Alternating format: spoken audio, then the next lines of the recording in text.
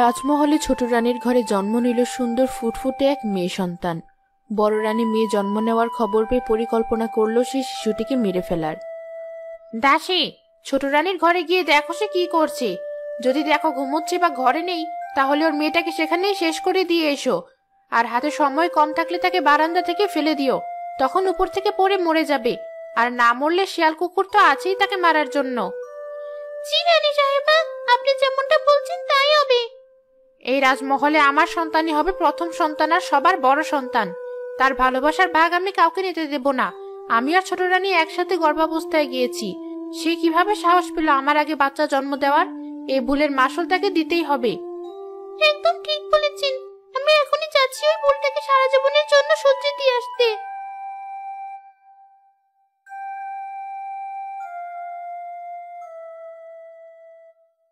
ছোট রানী ঘুমোচ্ছিল। তার পাশে তার সন্তানটিকে চাদরে মুড়ে রাখা হয়েছিল।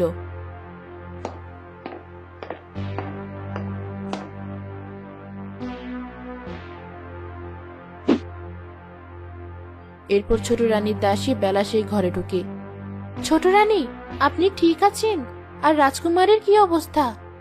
হ্যাঁ, আমরা দুজনই ঠিক আছি। ভাগ্যিস তুমি বড় রানীর ঘর থেকে সব কথা শুনিয়ে এসে আমাকে বলেছিলে, নয়তো আজ আমি আমার মেয়েটাকে হারাতাম। জি ছোট রানী, কিন্তু এভাবে আর রাজকুমারের জীবন ঝুঁকিতে ফেলা যাবে না। এখনই রাজামশাইকে সব খুলে বলতে হবে। দাঁড়াও বেলা, রাজামশাইকে এ ব্যাপারে বলে কোনো লাভ হবে না। তিনি বড় রানীকে অন্ধের মতো বিশ্বাস করেন। উল্টো আমার মেয়ের জীবনের ঝুঁকি আরো বাড়বে। কিন্তু ছোট রানী, এভাবেও তো রাজকুমারী নিরাপদ নয়। বড় রানী যদি জেনে ফেলেন রাজকুমারী এখনো বেঁচে আছে, তাহলে তিনি আবার চেষ্টা করবেন তাকে মেরে ফেলার। আমি তো সবসময় ভাবে রাজকুমারীকে বাঁচাতে পারবো না। আমি একটা বুদ্ধি পেয়েছি রাজকুমারীকে বাঁচানোর। কি বুদ্ধি?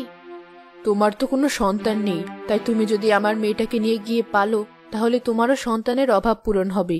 আর আমার মেয়েটাও বেঁচে থাকবে, সাথে ভালো দুজন মা বাবাও পাবে। এ কি বলছেন ছোট রানী? আমার মতো গরিবের ঘরে রাজকুমারী বড় হবে? সে তো কিছুই পাবে না ঠিক মতো।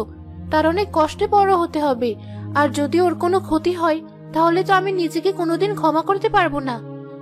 তুমি বেঁচে থাকতে আমার মেয়ের কোনো ক্ষতি হবে না আমি নিশ্চিত। আর আমার মেয়ে আমার মতোই হবে, যে কিনা কষ্ট করে বেঁচে থাকতে পারে। তাই তুমি কোনো চিন্তা করো না, ও ভালোই থাকবে তোমার কাছে। এই নাও, ওকে কোলে তুলে নাও। আর আজ থেকে ওকে নিজের মেয়ে বলে পরিচয় দিবে সবার কাছে। ছোট রানী, আপনাকে যে কি বলে ধন্যবাদ দেব। আপনি আমার এতদিনের আশা পূরণ করেছেন নিজের কোল খালি করে। ও যতদিন পর্যন্ত তোমার কাছে আছে, ততদিন পর্যন্ত আমার কোল খালি হবে না। আমার কোল খালি হতো তখন বড় রানী যদি ওকে মারার সুযোগ পেত। এখন তুমি ওকে যত্ন আর ভালোবাসা দিয়ে নিজের মেয়ের মতো বড় করবে। ভয় পেও না, ও আজ থেকে তোমারই মেয়ে। আমি কখনো ওর দাবি নিয়ে তোমার কাছে আসবো না। ধন্যবাদ, আমি তাহলে আসি। আমি ওকে আপনার রেখে যাওয়া নামেই ডাকবো, চাঁদের মতো ফুটফুটে মেয়ে চাঁদনি। বেলা চাঁদনিকে নিয়ে রাজমহল থেকে বেরিয়ে গেল।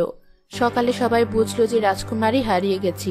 সব দোষ বেলার উপর পড়ল যে সেই রাজকুমারীকে নিয়ে পালিয়েছে। এভাবে কয়েক বছর কেটে গেল। রাজকুমারীও বড় হতে থাকলো।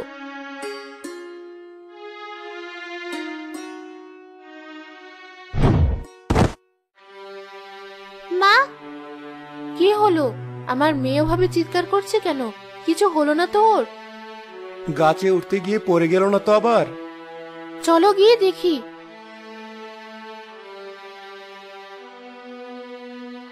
মা, বাবা, তোমরা এসেছো? দেখো, আমার পাটা বোধহয় এবার ভেঙে গিয়েছে। তোকে কতবার বলেছি একা একা গাছে না উঠতে। তোর বয়স 15 হতে চললো এবার, তবুও আমার কথা শুনিস না কেন? কি করব, গাছে না উঠলে আমার ভালো লাগে না। এত বড় হয়েছিস তবুও বাচ্চাদের মতো কথা। এবার ভালো হয়েছে, পা ভেঙে ঘরে বসে থাক এখন। তোর গাছে ওঠার শখ আজীবনের জন্য মিটে যাবে। মাথায় যে ব্যথা পাসনি তাই বেশি। এভাবে বলছো কেন? সামান্য গাছ থেকে পড়ে গিয়ে পা ভেঙে ঘরে বসে থাকবে, এ কেমন কথা? আমি দেখছি কি হলো ওর পায়ের। হ্যাঁ বাবা, তুমি দেখো ভালো মতো।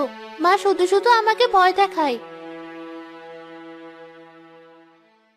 পাটা শুধু মস্কে গিয়েছে হালকা, কয়েকদিন বিশ্রাম নিলে ঠিক হয়ে যাবে। তোমরা চিন্তা করো না। তার মানে আমি আবার কয়েকদিন পর গাছে উঠে বসে থাকতে পারবো? শুনেছ তোমার মেয়ের কথা? এতবার ব্যথা পাওয়ার পরও ওর শিক্ষা হয় না। আবার নাকি গাছে উঠে বসে থাকবে। ওর এই স্বভাবের কারণে আমার খুব ভয় হয়। না জানি কবে গাছ থেকে পড়ে ওর বড় কোনো ক্ষতি হয়ে যায়। এর থেকে পা দুটো ভেঙে ঘরে বসে থাকতো, আমার চোখের সামনাসামনি থাকতো, তবুও আমি শান্তি পেতাম। দেখেছো বাবা, মা আবার উল্টোপাল্টা কথা বলছে। তাই তো, মেয়েকে কেন এসব বলে ভয় দেখাও? ও ভয় পেলে তো ভয় দেখাবো। তুমি আর মেয়েকে লাই দিও না তো, তোমার লাই পেয়েও বেড়েছে বেশি। তুই বল আমাকে, সারাদিন গাছের উপরে বসে থেকে কি এমন মজা পাস? কি এত কাজ থাকে তোর ওখানে? তুমি এসব বুঝবে না মা। গাছের উপর উঠে আমি পাখিদের সাথে কথা বলি, এমনকি গাছও আমার সাথে কথা বলে মাঝে মাঝে। মেয়েটার মাথা বোধ এবার পুরোপুরি গেছে। আমার মনে হয় ওর মাথাতেও বাড়ি লেগেছে ওর এবার। তুমি আরেকটু ভালোভাবে ওর মাথায় হাত দিয়ে দেখো তো। তুমি তো জানতে চাইলে কারণ, এখন আমি কারণ বলার পরও সব দোষ আমার। বেলা, আমি সে কবে বলেছিলাম তোমার মেয়েটাকে গাছের উপর একটা ঘর বানিয়ে দিই, ওখানেও নিরাপদে থাকবে, খেলবে, পড়ে যাওয়ারও কোনো আশঙ্কা থাকবে না। কিন্তু তুমি আমার কোনো কথাই শুনলে না। এমনিতে ওকে বাড়ির আশেপাশে খুব কম দেখা যায়। বানরের মতো গাছে ঝুলে থাকে সারাক্ষণ। গাছে ঘর বানিয়ে দিলে তো ওকে সত্যিকারের ঘরে পাওয়া যাবে না আর। না মা, যাবি, আমি কথা দিলাম। তুমি যদি বাবাকে গাছ ঘর বানিয়ে দেওয়ার অনুমতি দাও, আমি দূরে কোথাও যাব না। আর তুমি যখনই ডাকবে তখনই আমি গাছ থেকে নেমে আসব। তুমি রাজি হয়ে যাও, শক্ত করে উঠোনের বড় গাছটায় ঘর বানিয়ে দেব, আর সাথে একটা মই লাগিয়ে দেব, যাতে আমাদের মেয়েটা নিরাপদে আর আমাদের চোখের সামনে থাকে। ওর পড়ে যাওয়া নিয়ে আমাদের আর ভয় পেতে হবে না। ঠিক আছে, তোমরা যখন এত করে বলছো আমি রাজি।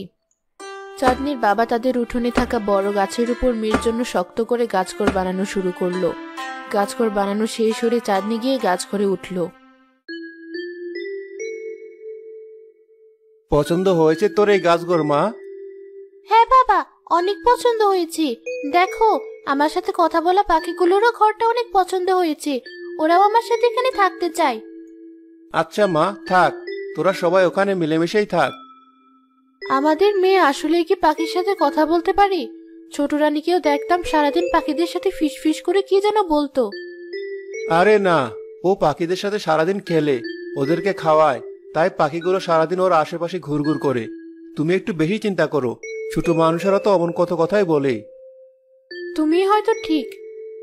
জানো চাঁদনি, আমি নিশ্চিত যে তুমি একজন রাজকুমারী, কারণ তোমার মতো শুধু একজনকেই আমি চিনতাম, যে কিনা আমাদের সাথে কথা বলতে পারতো। কি যে বলো, আমার মা বাবাকে তো তুমি চেনোই। আমি তোমাকে কতবার বলেছি যে আমি সাধারণ গরিব ঘরের এক মেয়ে, আমি কেন রাজকুমারী হতে যাব? তবুও তোমাদের কথাবার্তার চালচলনে কত মিল। আমি নিশ্চিত তুমি তার মেয়ে না হলেও তার সাথে তোমার কোনো না কোনো ভাবে সম্পর্ক আছে। চাঁদনি, ছোট একটা ছেলে বিপদে পড়েছে, রাস্তায় দাঁড়িয়ে কাঁদছে, তুমি ওকে সাহায্য করো। কোথায়? ঠিক আছে, আমি এখনই যাচ্ছি। মা, আমি আসছি একটু পর। বেশি দূরে যাস না। বাবা, বোন, কোথায় তোমরা? আমি হারিয়ে গিয়েছি, আমার ভয় করছে, খুব খিদে পেয়েছে আমার। তুমি কি এই ছেলেটার কথাই বলেছিলে? হ্যাঁ, এই ছেলেটাই।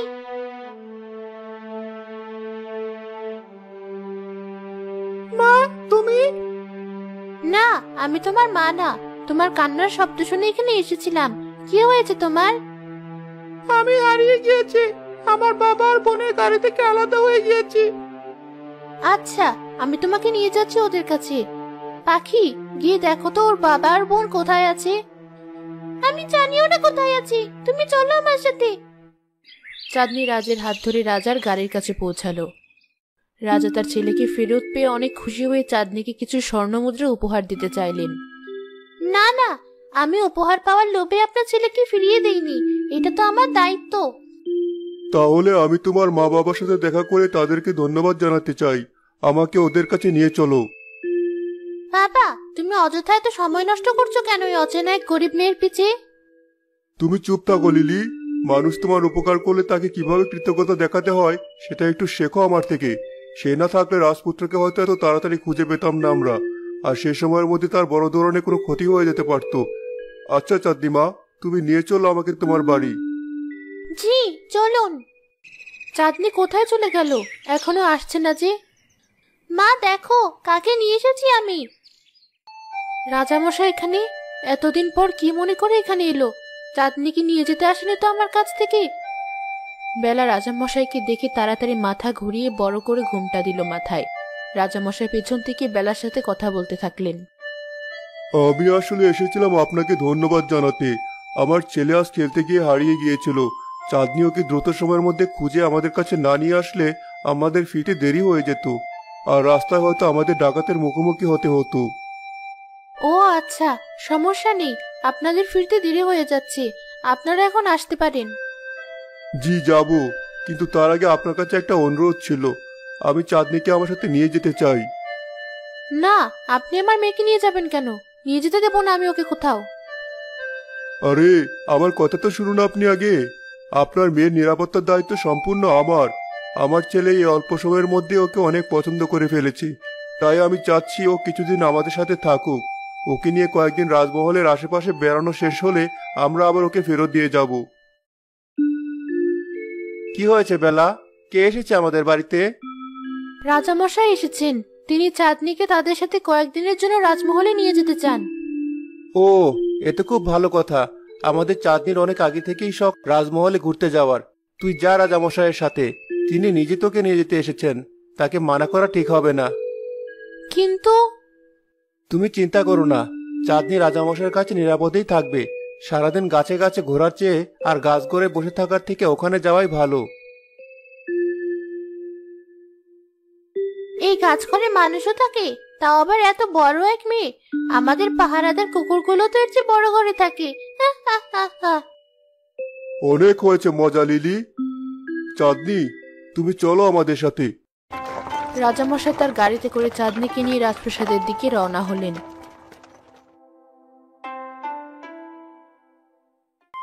এই মেয়েটাকে কোথা থেকে আপনি উঠিয়ে আনলেন? ভালোভাবে কথা বলো। তোমার দেখা দেখি তোমার মেয়েও সব আদব কায়দা ভুলে যাচ্ছে। এই মেয়েটা না থাকলে আজ হয়তো আমি আর রাজপুত্রকে ফিরে পেতাম না। তোমার উচিত ওর প্রতি কৃতজ্ঞতা প্রকাশ করা। মোহরের লোভে হয়তো এমনটা করেছে। কটা মোহর দিয়ে দিলেই পারতে। কি দরকার ছিল এমন একটা মেয়েকে রাজমহলে তুলে আনার? আমি তাই করতে চেয়েছিলাম, কিন্তু ও সাধারণ 8-10টা মেয়ের মতো না, তাই ওকে রাজমহলে নিয়ে এসেছি। আর রাজপুত্র ওকে অনেক পছন্দ করেছে। তুমি তো জানোই, রাজ কাউকে সহজে পছন্দ করে না, এমনকি তোমাকে আর লিলিকেও না। তাই ওকে এখানে নিয়ে আসা। হ্যাঁ হ্যাঁ, করুন আপনার যা ইচ্ছা। আয় লিলি, ভেতরে আয় তুই।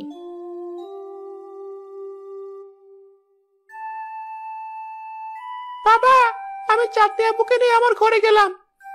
আচ্ছা বাবা, যাও। কেন করলে তুমি এমন কাজ? নিজের মেয়েকে আবারও মৃত্যুপুরীতে পাঠালে। ওর যদি কিছু হয়ে যায় এখন, আমি রানীকে দেওয়া কথা আর রাখতে পারবো না। আমি কিভাবে বুঝবো এই সেই রাজা? তুমি তো আমাকে কিছু বললে না তখন। সুযোগ পেলে তো বলবো। এখন যদি ওর কিছু হয়ে যায়, অথবা রাজা যদি আমার কাছ থেকে ওকে কেড়ে নেয়, সব দোষ তোমার। আপু দেখো, এটা আমার বিছানা, আর এটা আমার মায়ের ঘর। তোমার মা কোথায়? আমার মা 2 বছর আগে মারা গিয়েছে। কে যেন আমার খাওয়ার পানিতে বিষ মিশিয়ে দিয়েছিল, সেটা খেয়ে আমার মা মারা যায়। এরপর থেকে বাবা আমাকে সবসময় চোখে চোখে রাখে, কোথাও বের হতে দেয় না। এমনকি রাজমহলের ভেতরে আমাকে একা চলার অনুমতি নেই। আজ একটু একা বের হওয়ার সুযোগ পেয়েছিলাম, কিন্তু তবুও বেশিক্ষণ থাকতে পারলাম না। তোমাকে যে মারতে চেয়েছিল তার শাস্তি হয়েছে নিশ্চয়ই? না, সে রাজমহলের ভেতরে আছে, তাই বাবার তো ভয়। এমনিতেও ছোটবেলায় আমার বোনকে নিয়ে একজন পালিয়ে গিয়েছিল, তার উপর আমাকে হত্যার চেষ্টা। এসব কারণেই। চিন্তা করো না, আমি যে কদিন আছি এর মধ্যেই আসল অপরাধীকে খুঁজে বের করব।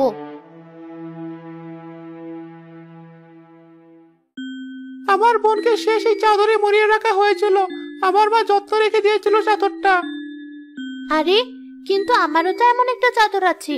মা বলেছিল আমার জন্মের সময় চাদরটা আমার গায়ে পেঁচানো ছিল। কিন্তু এই চাদরটা তো শুধু রাজবংশের ছেলে মেয়েদের জন্য আলাদাভাবে তৈরি করা হয়। অনেক দামি কাপড় এটা। কিন্তু আমার চাদরটাও তো দেখতে হুবহু একই। আচ্ছা থাক, তুমি এসব নিয়ে মাথা ঘামিও না। তোমার খুব খিদে পেয়েছে নিশ্চয়। আমি বাবাকে গিয়ে বলছি তোমার জন্য খাবারের ব্যবস্থা করতে। ঠিক আছে। চাঁদনি, চাঁদনি। আরে, তুমি এখানে কিভাবে এলে? আর এত হাঁপাচ্ছ কেন? আমার কাছে খবর আছে, আর এই সেই ছোট রানীর প্রাসাদ। যার কথা আমি সবসময় তোমাকে বলি। বড় রানী রাজকুমারকে মারতে গিয়ে ছোট রানীকে বিষ খাইয়ে মেরে ফেলেছে। তুমি কিভাবে জানলে এত কিছু? আমি সব বলছি তোমাকে, দাঁড়াও।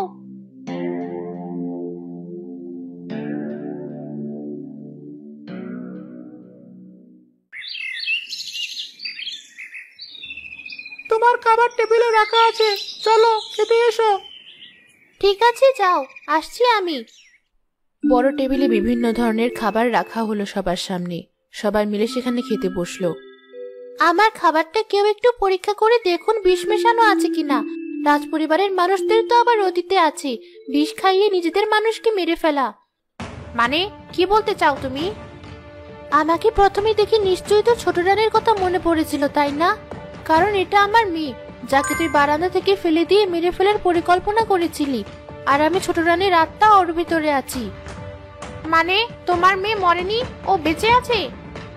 হ্যাঁ, সেদিন আমার দাসী ওকে নিয়ে না পালালে তুই ওকেও মেরে ফেলতি। তুই রাজমহলের নিচে থাকা বিষাক্ত গাছের পাতা খাইয়ে রাজকুমারকে মারতে গিয়ে আমাকে মেরেছিস। তোর মতো খুনির বেঁচে থাকার কোনো অধিকার নেই, যে কিনা সামান্য হিংসার কারণে ছোট বাচ্চার জীবন নিতেও দ্বিধাবোধ করে না। তোকে আমি গলা চেপে মেরে ফেলবো। না না, আমাকে মেরো না, আমার ভুল হয়ে গেছে। আমি যা যা বলছি সব সত্যি বলে তুই স্বীকার করে নিচ্ছিস? হ্যাঁ হ্যাঁ, নিচ্ছি। আমি করেছি তোমাকে খুন, তোমার মেয়েকেও আমি খুন করার আদেশ দিয়েছিলাম। রাজা মশাই, শুনলেন তো? পেয়ে গেলেন আপনার আসল অপরাধীকে। এবার তাকে জেলে ভরুন, আমি আর অভিনয় করতে পারবো না।